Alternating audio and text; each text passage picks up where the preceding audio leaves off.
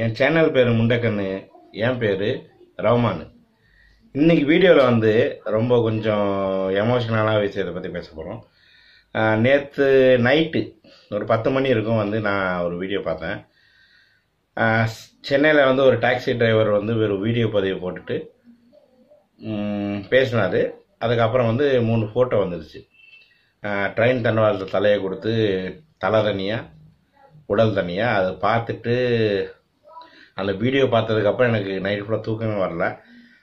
மனசுக்குள்ளே வந்து ஏதோ ஒரு இது, ஏன்னா ஒரு கஷ்டப்படுறவனோட வலி வந்து இன்னொரு கஷ்டப்படுறவனுக்கு வந்து கண்டிப்பாக வந்து தெரியும். அவர் வீடியோ பார்க்கும்போது எனக்கு ஒரு விஷயம் தெரிஞ்சிச்சு. அவர் ஒரு சின்ன ஒரு விஷயம் சொல்லியிருந்தார். அதாவது காலையில் 5 மணிக்கு நான் எழுந்திரிச்சு 6 மணிக்கு நான் வேலைக்கு கிளம்பி போயிட்டு 7 மணிக்கு கஸ்டமர் எடுத்துகிட்டு போயிட்டு நைட்டு நான் மறுபடியும் வந்து படுக்கிறதுக்கு 1:30 மணி ஆகும். எனக்கு ஒரு நாளைக்கு வந்து 3.5 மணி நேரம் தூக்கம் கிடைக்கும்னு சொன்னார். அது வந்து எனக்கும் என்னோடய வாழ்க்கையில் வந்து நிறைய நடக்கும். நிறைய பேர் இந்த மாதிரி கஷ்டப்படுறாங்க. அதாவது கஷ்டப்படுறவனுக்கு வந்து கஷ்டப்பட்டு சம்பாதிக்கணும், எங்கே போனாலுமே வந்து மரியாதை கிடையாது. புரிஞ்சுங்களா? அதே மாதிரி பணக்காரன் வந்துட்டாங்கன்னா அவன் எவ்வளோ இதானாலும் சரி சல்யூட் அடிப்பாங்க. யார் நம்ம யாராக ஒன்றா இருக்கட்டும், யார் பேர் நம்ம இருக்க வேண்டாம், யாராக வேணா இருக்கட்டுமே சல்யூட் அடித்து இது பண்ணுவாங்க. ஒரு உண்மையாக உழைச்சி வாழ்க்கையை வந்து ஓட்டிக்கிட்டு இருக்க ஒருத்தனுக்கு வந்து யாருமே மரியாதை கொடுக்குறது கிடையாது. ஊரை வச்சு பழப்புறவங்களுக்கு சார் சார்னுவாங்க. பார்த்தோம்னா உண்மையாக உழைக்கிறவனுக்கு ஒரு செருப்பு தைக்கிறவனுக்கு கூட வந்து நம்ம வந்து மரியாதை கொடுக்கணும். ஏன்னா உழைச்சி சாப்பிட்றாங்க. உழைச்சி சாப்பிட்றவனோட வழி வந்து அவனுக்கு தான் தெரியும். இவர் வீடியோ பார்க்கும்போது நல்லா அழகாக இருக்காப்புல. யார் இந்த இறந்து போனவர் சூசைட் பண்ணிக்கிட்டார், இறந்து போல தற்கொலை பண்ணியிருக்காரு.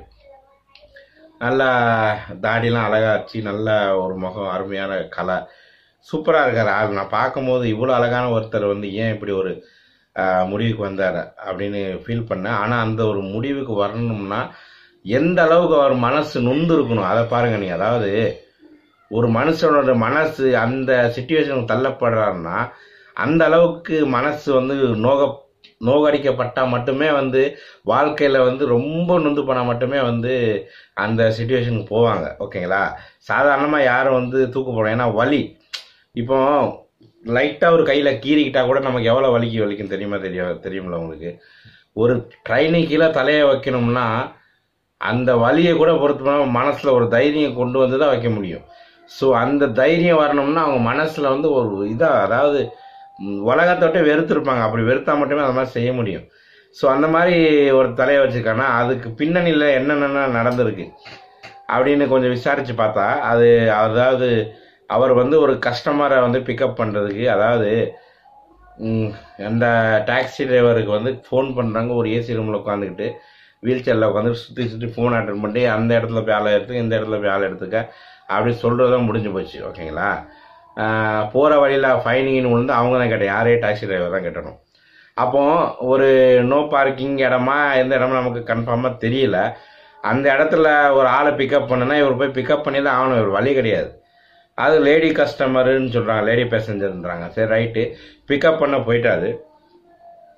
பிக்கப் பண்ண போனவரை வந்து அவர் மரியாதை இல்லாமல் பேசியிருக்காங்க அப்படின்னா அது பொதுவாகவே அவர் சொன்னது வந்து எல்லாருக்கும் எல்லார் வாழ்க்கையில் வந்து போலீஸ் அந்த மாதிரி பேசி வந்து உணர்ந்துருப்பீங்க. நானும் அந்த மாதிரி உணர்ந்துருக்கேன். மேக்ஸிமம் 90% வந்து அந்த மாதிரி தான் பேசுகிறாங்க. ஒரு 10% போலீஸ் நல்லவங்களும் இருக்காங்க, மரியாதை கொடுத்து பேசுகிறவங்களும் இருக்காங்க, இல்லைன்னு சொல்ல முடியாது. ஓகேங்களா? ஸோ வந்து இந்த மாதிரி சொல்லியிருக்காங்க போலக்கு. அதுக்கப்புறம் என்னாச்சுன்னு கேட்டிங்கன்னா இன்னொரு இடத்துல வண்டியை நிப்பாட்டிட்டு தூங்கியிருக்காரு போலக்கு. தூங்கினவரை வந்து வண்டியை பிளாக் பண்ணி 500 ரூபா கொடு ஃபைன்லாம் போட்டிருக்காங்க போலக்கு. ஸோ இந்த மாதிரி போட்டால் கூட பரவாயில்ல, அதை கூட சகிச்சிக்கலாம். ஆனால் வந்து பேசஞ்சருக்கு முன்னாடி, ஒரு லேடி பேசஞ்சருக்கு முன்னாடி கெட்ட வார்த்தைகள், அந்த வீடியோ நீங்கள் யாராச்சும் பார்த்துருப்பீங்க, என்னால் லிங்க் கொடுக்க முடியாது தயவு செஞ்சு.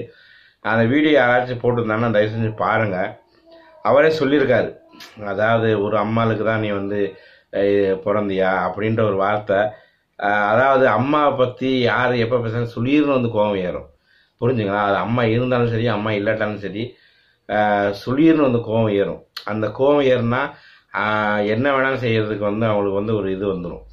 ஆனால் இவர் அந்த வீடியோ சொல்லியிருக்காரு, அவர் போலீஸு ட்ரெஸ்ஸு போட்டிருந்தேன், அந்த ட்ரெஸ்ஸுக்கு தான் நான் வந்து மரியாதை கொடுத்துருந்தேன், இதுவே போலீஸ் ட்ரெஸ்ஸு போடாமல் ஒருத்தர் வந்து பேசியிருந்தாருன்னா நான் என்ன பண்ணியிருப்பேன்னு எனக்கே தெரியாது அப்படின்னு வந்து சொல்லியிருந்தாரு. முகத்தை ஒரு அழுகையோடு தான் பேசினார். புரிஞ்சுங்களா? ஸோ இந்த ரொம்ப எனக்கே வந்து பார்த்துக்க முடியல. ஏன்னா இந்த மாதிரி பேசி அது என்னென்ன பேசி அவர் ஃபுல் டீட்டெயில்ஸ் சொல்லலை வீடியோவில். அது முதலமைச்சர் வரைக்கும் இழுத்தார் அந்த வீடியோவில். பன்னீர்செல்வம் முதலமைச்சர் அவர்கள் எல்லாரும் பேரையும் சொல்லி இவங்கெல்லாம் வந்து இருக்கிறது வேஸ்ட்டு, ஏற்கனவே இந்த மாதிரி நடந்திருக்கு, இது என்னோட முடியிட்டோம் அப்படின்லாம் வந்து சொல்லியிருந்தேன் அந்த வீடியோவில்.